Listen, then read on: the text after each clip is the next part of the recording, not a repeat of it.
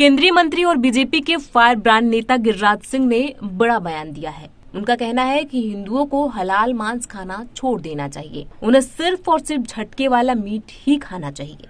झटके वाले मांस में जानवर का वध एक ही झटके में कर दिया जाता है। बीजेपी नेता ने अपने संसदीय क्षेत्र बेगूसराय में समर्थकों से कहा कि वे इस बात की प्रतिज्ञा लें कि वे अब से हलाल मांस खाकर अपना धर्म भ्रष्ट नहीं करेंगे। सबसे ज्यादा हैरानी वाली बात यह है कि मुस्लिमों पर तीखे बयान के लिए जाने जाने वाले गिरिराज ने उनकी तारीफ की है। केंद्रीय मंत्री ने कहा कि मैं उन सभी मुसलमानों की तारीफ करता हूं जिन्होंने तय किया कि वे सिर्फ हलाल मांस ही खाएंगे। अब हिंदुओं को भी अपनी धार्मिक परंपराओं के प्रति इसी तरह की प्रतिबद्धता दिखानी चाहिए। मुस्लिम समुदाय में झटके का मांस खाना प्रतिबंधित है। इस वजह से वे सिर्फ हलाल मीट का सेवन करते हैं। केंद्रीय मंत्री ने कहा कि जानवरों को वध करने का हिंदू तरीका झटका है। अब भी जानवर की बलि देते हैं तो वे एक ही झटके में उनका वध कर ऐसा करते हैं। इसीलिए उन्हें हलाल मांस खाकर खुद को भ्रष्ट नहीं करना चाहिए। उन्हें हमेशा झटका मांस ही खाना चाहिए।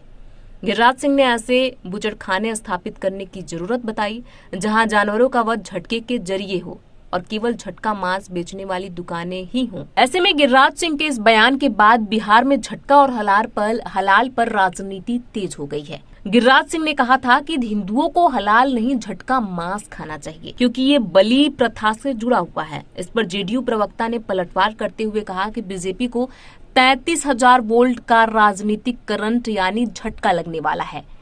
जेडीयू प्रवक्ता नीरज कुमार ने कहा कि जनता अब इंडिया गठबंधन के जरिए एनडीए को झटका देने के लिए तैयार है।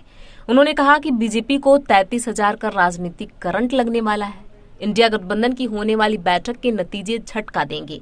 गैर बीजेपी दलों की एकजुटता और वोट का बंटवारा रोका जाना बीजेपी को झटका देगा। जनता अब इंडिया गठबंधन के जरिए एनडीए को झटका देने के लिए तैयारी में है। आपको बता दें कि संसद की सुरक्षा में हुई चूक के मुद्दे पर भी केंद्रीय मंत्री ने बात की। हाल ही में कांग्रेस नेता राहुल गांधी ने कहा था कि संसद में सुरक्षा चूक की वजह महंगाई और बेरोजगारी है।